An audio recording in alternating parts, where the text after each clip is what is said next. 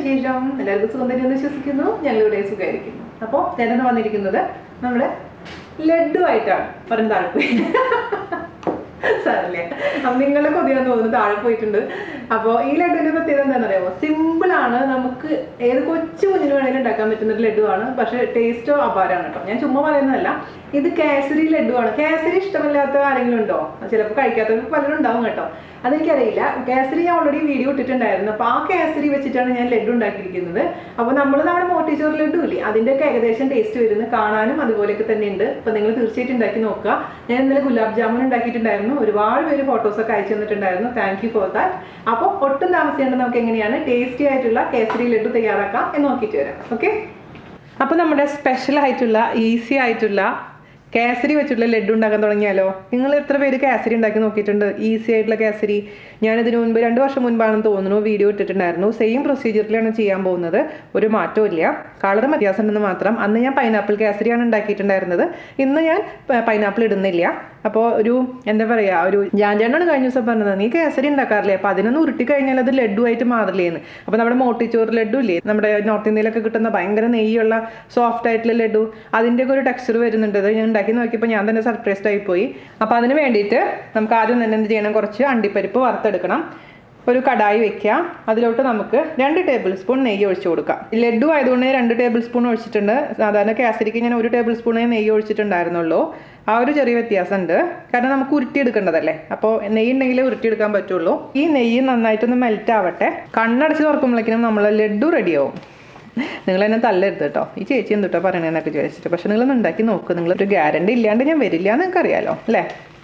Okay, നമുക്കിതിലോട്ട് കുറച്ച് അണ്ടിപ്പരിപ്പ് ഇട്ട് കൊടുക്കാം.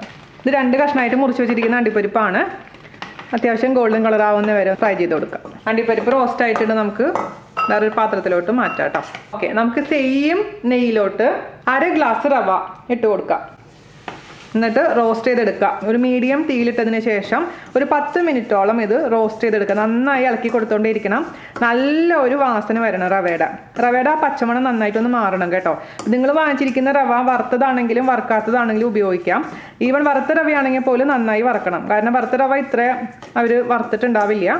അപ്പോൾ ഏത് റവയാണെങ്കിലും 1/2 ഗ്ലാസ് റവ, ഞാൻ ചെറിയ അളവാണ് കാണിക്കുന്നത്, കണ്ടിന്യൂസ് ആയിട്ട് ഇളക്കി കൊടുത്തോണ്ടേ ഇരിക്കുക.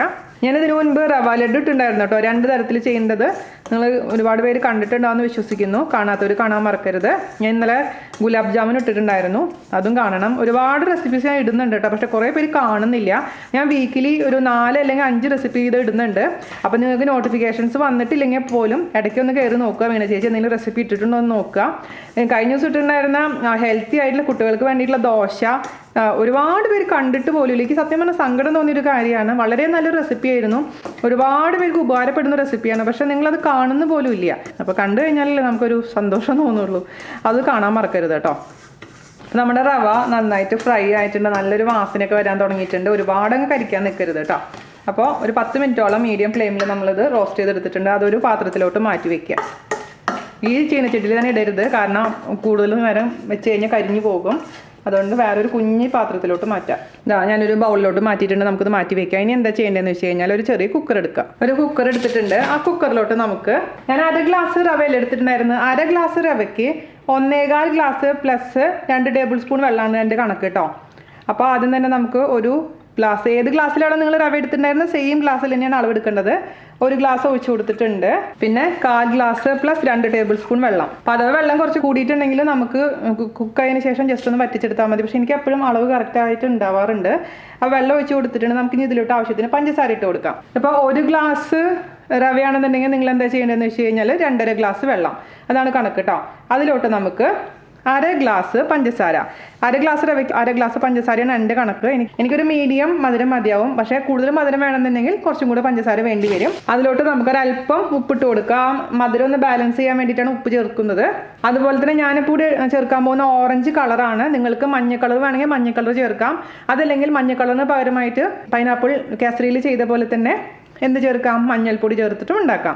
അപ്പോൾ നിങ്ങൾക്ക് എന്താണ് താല്പര്യം അതനുസരിച്ച് ചെയ്യാം. ഞാനിപ്പോൾ കുറച്ച് ഓറഞ്ച് കളർ ചേർക്കാൻ പോവാണ് കേട്ടോ. ചേർത്ത് കൊടുത്തിട്ടുണ്ട്. നന്നായി അങ്ങ് മിക്സ് ചെയ്ത് കൊടുക്കാം. കളറില്ലാണ്ട് ലഡു ഉണ്ടാക്കാം കേട്ടോ, കേസരി ഉണ്ടാക്കാം കേട്ടോ. നിർബന്ധമൊന്നുമില്ല കളർ, പക്ഷെ ഒരു നമുക്കൊരു കണ്ണിനൊരു കുളിർമ കിട്ടാൻ വേണ്ടി മാത്രം ചേർക്കുന്നതാണ്. ഹോം മെയ്ഡ് കളർ ചെയ്യാൻ പറഞ്ഞിട്ട് ഒരുപാട് റിക്വസ്റ്റ് വരുന്നുണ്ട്. ഒരു ദിവസം ഞാൻ ചെയ്യാം എന്തായാലും. അപ്പോൾ ഇതൊന്ന് മീഡിയം ഫ്ലെയിമിലാണ് തീ വെച്ചിരിക്കുന്നത്. ഒന്ന് നന്നായിട്ട് തിളയ്ക്കണം. ഇതിലോട്ട് നമുക്ക് കുറച്ച് ഏലക്കയുടെ പൗഡർ ഇട്ട് കൊടുക്കാം. നിങ്ങൾക്ക് വേണമെന്നുണ്ടെങ്കിൽ പൈനാപ്പിൾ എസൻസ് ചേർത്ത് കൊടുക്കാം. അല്ലാന്നുണ്ടെങ്കിൽ നമ്മുടെ കുങ്കുമപ്പൂവ്, അതായത് സാഫ്രോൺ, ഒരു 3-4 സാഫ്രോൺ ഇട്ട് കൊടുത്താലും മതി. അപ്പോൾ പിന്നെ കളർ ചേർക്കേണ്ട ആവശ്യമില്ല കേട്ടോ. സാഫ്രോൺ നിങ്ങളുടെ കയ്യിലുണ്ടെന്നുണ്ടെങ്കിൽ സാഫ്രോൺ ഇട്ട് കൊടുത്താൽ മാത്രം മതി. എന്തായാലും കുഴപ്പമില്ല. എന്നിട്ട് നമുക്ക് ഇനി ഇതിലേക്ക് ഏലക്കയുടെ പൊടി ചേർത്ത് കൊടുക്കാം. ഏലക്കയുടെ പൊടി ഓപ്ഷനിലാണ്. പൈനാപ്പിൾ എസൻസ് ഒക്കെ ആണെന്നുണ്ടെങ്കിൽ പിന്നെ ഏലക്കയുടെ പൊടി ആവശ്യമില്ല. ഒരു 1/4 ടീസ്പൂൺ ഏലക്കപ്പൊടി ഞാൻ ചേർത്ത് കൊടുത്തിട്ടുണ്ട്. നന്നായി അങ്ങ് മിക്സ് ചെയ്ത് കൊടുക്കാം. അല്ലെങ്കിൽ മൊത്തത്തിൽ ഏലക്ക ചേർത്ത് കൊടുത്തിട്ട് അവസാനം എടുത്ത് കളഞ്ഞാലും മതിയാവും കേട്ടോ. അപ്പോൾ ഈ സമയത്ത് നിങ്ങൾ മധുരം ഒന്ന് നോക്കുക. പഞ്ചസാര കലിഞ്ഞതിന് ശേഷം മധുരം കുറവാന്ന് തോന്നുന്നുണ്ടെങ്കിൽ അല്പം കൂടി ആവാം കേട്ടോ. എനിക്ക് കറക്റ്റാണ് കേട്ടോ. മീഡിയം മധുരം തന്നെയാണുള്ളത്. നല്ല ഫ്ലേവർ വരുന്നുണ്ട് ഏലക്കയുടെ ഒക്കെ. നന്നായിട്ട് തിളക്കട്ടെ. മീഡിയം ഫ്ലെയിമിൽ വിട്ടതിന് ശേഷം മാത്രം തിളപ്പിക്കാൻ പാടുള്ളൂ. ഹൈ ഫ്ലെയിമിലിട്ട് തിളപ്പിക്കാൻ പാടില്ല കേട്ടോ. ഇത്തിരി സമയം എടുത്ത് തിളയ്ക്കണം. അപ്പോഴാണ് ടേസ്റ്റ് ഉണ്ടാവുള്ളൂ. നന്നായി തിളച്ചിട്ടുണ്ട് കേട്ടോ. ഈ പഞ്ചസാരപ്പാനി നമുക്ക് ഓഫ് ചെയ്യാം. നന്നായിട്ട് തിളച്ചതിന് ശേഷം മാത്രം ഓഫ് ചെയ്യാൻ പാടുള്ളൂ. പ്രത്യേകിച്ച് ശ്രദ്ധിക്കുക. ഇനി നമുക്ക് ഇതിലോട്ട് നമ്മൾ എടുത്ത് വെച്ചിരിക്കുന്ന വറുത്ത് വെച്ചിരിക്കുന്ന റവ കുറച്ചായിട്ട് അങ്ങ് നന്നായി അങ്ങ് മിക്സ് ചെയ്ത് കൊടുക്കുക. കട്ടകളൊന്നും ഉണ്ടാവാൻ പാടില്ല. നന്നായി മിക്സായി എന്ന് ഉറപ്പ് വരുത്തുക. അതിനുശേഷം നമുക്ക് അടച്ച് അപ്പുറത്തെ അടുപ്പിലോട്ട് മാറ്റി വയ്ക്കാം. അതായത് ഇനി നമ്മളിത് കുക്ക് ചെയ്യുന്നില്ല. ഈ തിളച്ച വെള്ളത്തിൽ കിടന്നിട്ട് ഈ റവ നന്നായിട്ട് അങ്ങ് കുക്കായിക്കോളും. അപ്പുറത്തെ അടുപ്പിലോട്ട് മാറ്റി വയ്ക്കാം. ഒരു 15 മിനിറ്റ് കഴിഞ്ഞതിന് ശേഷം നമുക്ക് ഓപ്പൺ ചെയ്ത് നോക്കാം. ഒട്ടും തന്നെ ചൂടില്ലാത്ത അടുപ്പിലോട്ട് മാറ്റി വെക്കാം. ഇവിടെ വിസിൽ വെക്കാൻ മറക്കരുത്. കാരണം ആവി പുറത്തേക്ക് പോകാതിരിക്കാൻ വേണ്ടിയാണ് വിസിൽ വെക്കാൻ പറയുന്നത്, വെയിറ്റ് വെക്കാൻ പറയുന്നത് കേട്ടോ. അപ്പോൾ വിസിലൊന്നും വരില്ല, കാരണം നമ്മളിത് കുക്ക് ചെയ്യുന്നില്ലല്ലോ. ഇനി ഇരുന്നോട്ട്, ആ ചൂടിലിരുന്നത് കുക്കായിക്കോളും. 15 മിനിറ്റ് കഴിഞ്ഞ ശേഷം നമുക്ക് തുറന്നു നോക്കാം. ഓക്കെ, അപ്പോൾ ഒരു 15 മിനിറ്റ് കഴിഞ്ഞിട്ടുണ്ട് കേട്ടോ. അതിൻ്റെ ഉള്ളിലത്തെ കംപ്ലീറ്റ് പ്രഷർ പോയിട്ടുണ്ട്. നമുക്ക് തുറക്കാം. എങ്ങനെയുണ്ട് കണ്ടീഷൻ എന്ന് നോക്കാം. നന്നായിട്ട് വെന്ത് നല്ല രസമായിട്ട് ഇരിപ്പുണ്ട്. കണ്ടോ, വെള്ളമൊക്കെ കംപ്ലീറ്റ് പോയി. ആ പാകത്തിനുള്ള, നമ്മുടെ കേസരിയുടെ പാകത്തിനുള്ള വേവായിട്ടുണ്ട്. വെള്ളം ഒട്ടും തന്നെ ഇല്ല. ഇനി എന്താ ചെയ്യേണ്ടതെന്ന് വെച്ചാൽ ഒരു പാത്രത്തിലോട്ട് മാറ്റി വെക്കുക. അല്ലെങ്കിൽ ഈ പാത്രത്തിൽ തന്നെ, ഈ കുക്കറിൽ തന്നെ ഇരുന്നോട്ടെ. ചൂടാറിയതിന് ശേഷം നമുക്ക് ഉരുളകളായി ഉരുട്ടി എടുക്കണം. അപ്പോൾ ഇതിൻ്റെ ചൂട് അത്യാവശ്യം മാറിയിട്ടുണ്ട്. ചെറിയൊരു ചൂടുണ്ട്. ചെറിയ ചൂടോടുകൂടി നമുക്ക് ഉരുട്ടാൻ പറ്റും. അപ്പോൾ ഇതുപോലെ അങ്ങ് ഉരുട്ടുക. എന്നിട്ട് നമുക്ക് ഇതിലേക്ക് വേണമെങ്കിൽ കിസ്മിസ് ഇഷ്ടമാണെന്നുണ്ടെങ്കിൽ കിസ്മിസ് വെക്കാം. അതുപോലെ തന്നെ പിസ്ത ഇഷ്ടമാണെന്നുണ്ടെങ്കിൽ പിസ്ത അതിൻ്റെ തൊലിയെല്ലാം കളഞ്ഞ് ചെറുതാക്കി കട്ട് ചെയ്ത് അങ്ങ് ഇതിലേക്ക് വെച്ച് കൊടുക്കാം കേട്ടോ. ഞാനിപ്പോൾ ഇതിലേക്ക് നമ്മുടെ ഒരു കാഷ്നട്ട് വെച്ച് കൊടുക്കുകയാണ്. ഇതുപോലെ അങ്ങനെ ഓരോന്നും ഉരുട്ടുക. എന്നിട്ട് ഒരു പ്ലേറ്റിലോട്ട് അല്ലെങ്കിൽ ഇലയിലോട്ട് വെച്ച് കൊടുക്കുക. അപ്പോൾ മൊത്തത്തിൽ ഇതുപോലെ ഉരുളകളായി ഉരുട്ടിയതിന് ശേഷം നമുക്ക് ഫോട്ടോ ഒക്കെ എടുത്തിട്ട് കൊണ്ടുവരാം. ഓക്കെ, അപ്പോൾ നമ്മുടെ കേസരി ലഡു റെഡി ആയിട്ടുണ്ട്. 20 ലഡുവാണ് കിട്ടിയിരിക്കുന്നത് ഞാൻ പറഞ്ഞ അളവിൽ നിന്ന്. അപ്പോൾ നിങ്ങൾക്ക് കുറച്ചും കൂടെ, ഇപ്പോൾ കേസരി മാത്രം മതി ഉണ്ടാക്കിയാൽ മതി എന്ന് വെച്ചിട്ടുണ്ടെങ്കിൽ ലഡു ആക്കണ്ടെന്നുണ്ടെങ്കിൽ ചിലവർക്ക് നല്ല കുറച്ചും കൂടെ ജ്യൂസി ആയിട്ടുള്ള, കുറച്ചും കൂടെ എന്താ പറയുക, നെയ്യൊക്കെ ഇങ്ങനെ നിൽക്കുന്ന പോലത്തെ കേസരി വേണമെന്നുണ്ടെങ്കിൽ അതിലേക്ക് 2 ടേബിൾ സ്പൂണും കൂടെ എക്സ്ട്രാ വെള്ളം ഒഴിക്കുക. അത് മാത്രമല്ല 1 ടേബിൾ സ്പൂൺ എക്സ്ട്രാ നെയ്യ് ഒഴിച്ചാൽ മതി. അപ്പോൾ ഇങ്ങനെ തിളങ്ങുന്ന പോലെ കേസരി കിട്ടും. അത് ചിലർക്ക് ഇഷ്ടമായിരിക്കും. പക്ഷേ എനിക്ക്, ഞാൻ പറഞ്ഞില്ല, ഞാൻ എൻ്റെ രീതിയിലാണ് ചെയ്തിരിക്കുന്നത്. അപ്പോൾ സംഭവം അടിപൊളിയാണ്. പെട്ടെന്ന് ഉണ്ടാക്കാൻ പറ്റുന്ന സ്വീറ്റ്. വീട്ടിലൊക്കെ പെട്ടെന്ന് ആരെങ്കിലും വരികയാണെങ്കിൽ ഒന്നൊരു ലഡു അല്ലെങ്കിൽ കേസരി പോലെ ചെയ്യണമെന്നുണ്ടെങ്കിൽ ചെയ്ത് കൊടുക്കാൻ പറ്റുന്ന വർക്കിംഗ് അമ്മമാർക്കും അതുപോലെ തന്നെ ഈവൻ ബാച്ചിലേഴ്സിന് ചെയ്യാൻ പറ്റുന്ന റെസിപ്പിയാണ്. ഇന്ന് തണുക്കുമ്പോൾ കുറച്ചും കൂടെ തിക്കായിട്ട് കട്ടിയായിട്ട് മാറും. പിന്നെ ഇത് ഫ്രിഡ്ജിൽ വെക്കണം. പുറത്തധികം ദിവസം വെക്കാൻ പാടില്ല. പെട്ടെന്ന് തന്നെ കേടായി പോകും. പിന്നെ നിങ്ങൾക്ക് പാലൊഴിച്ച് വേണമെങ്കിലും ചെയ്യാൻ പറ്റും. ഇതിൽ നമ്മൾ വെള്ളമല്ല ഒഴിച്ചിട്ടുണ്ടായിരുന്നത്. അതിന് പകരമായിട്ട് പാലൊഴിച്ചിട്ടും ചെയ്യാം. പാലൊഴിച്ച് ചെയ്യണമെങ്കിൽ പെട്ടെന്ന് കേടായി പോകും കേട്ടോ. അതുകൊണ്ടാണ് ഞാൻ പാലൊഴിച്ച് ചെയ്യാത്തത്. അല്ലെങ്കിൽ പകുതി പാലും പകുതി വെള്ളം ഉപയോഗിക്കാം. പാലൊഴിച്ചിട്ടുണ്ടെങ്കിൽ ടേസ്റ്റ് വൈസ് കുറച്ചും കൂടെ നന്നായിരിക്കും. പക്ഷേ ഞാനിത് കേടാവാതിരിക്കാൻ വേണ്ടിയിട്ടാണ് വെള്ളം ഉപയോഗിച്ച് ചെയ്തിരിക്കുന്നത് കേട്ടോ. അപ്പോൾ അതൊക്കെ നിങ്ങളുടെ താല്പര്യത്തിനനുസരിച്ച് ചെയ്യുക. അപ്പോൾ ഒരു ചെറിയ കേസരി ലഡു ഞാൻ കഴിക്കട്ടെ കേട്ടോ. അടിപൊളി. ഞാൻ കഴിഞ്ഞ വീഡിയോയിൽ പറഞ്ഞ പോലെ തന്നെ എനിക്ക് സ്വീറ്റ്സ് ഏറ്റവും ഇഷ്ടപ്പെട്ടുള്ളതാണ് കേസരി. അപ്പോൾ അതിന് ലഡു പരുവത്തിൽ കഴിക്കുക എന്ന് പറയുന്നത് കുറച്ചും കൂടെ നന്നായിട്ടുണ്ട്. അപ്പോൾ എല്ലാവരും ട്രൈ ചെയ്ത് നോക്കുക. സംഭവം കുശാലായിട്ടുണ്ട്. തട്ടിക്കൂട്ട് സംഭവമാണെങ്കിൽ പോലും എന്താ പറയുക, തെറ്റ് പറയില്ല. എല്ലാവരും ട്രൈ ചെയ്തിട്ട് അഭിപ്രായം പറയാൻ മറക്കരുത്. അതുപോലെ തന്നെ കാണാത്ത വീഡിയോസ് കാണാനും ഫീഡ്ബാക്ക് പറയാനും മറക്കരുത് കേട്ടോ. അപ്പോൾ അടുത്ത അടിപൊളിയായിട്ടുള്ള വീഡിയോ ആയിട്ട് വരുന്നവരെ നന്ദി, നമസ്കാരം. Thank you. You are weirdo. No, you are weird. We're making dosha pizza with fire. We are making dosha with. Now what you do is you put 2 much cheese in the center and not cheese enough on the outside. എന്നിട്ട് ഇത് എന്ത് cheese അത്? The mozzarella. അപ്പോൾ ആദ്യം ഇട്ടതോ? Parmesan. എന്നിട്ട് Parmesan. നമ്മുടെ കൊച്ചുമക്കളൊക്കെ നമ്മളോട് സംസാരിക്കുന്നത് നമുക്ക് മനസ്സിലാവില്ല. ഇവനെ സംസാരിക്കുന്നത് മനസ്സിലാവണില്ല. അതെ. ഇവനെ സംസാരിക്കുന്ന കേട്ടില്ലല്ലോ അവര് പഠിക്കുക. അതോ Parmesan. ഇത് പിസ്സ പോലെ ഉണ്ടല്ലോ. It looks like pizza.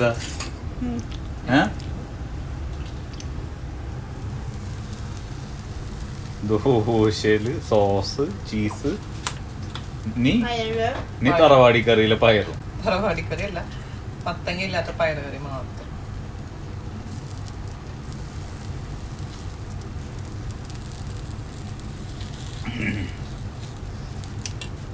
പക്ഷെ സ്കൂളിലേക്ക് കൊടുത്തിടാൻ പറ്റില്ല കട നല്ല കവർ കിട്ടിയില്ലല്ലോ എവിടുന്നിട്ട് ഓ ആ പാത്രമായിട്ട് വാങ്ങിച്ചപ്പോ കിട്ടിയതല്ലേ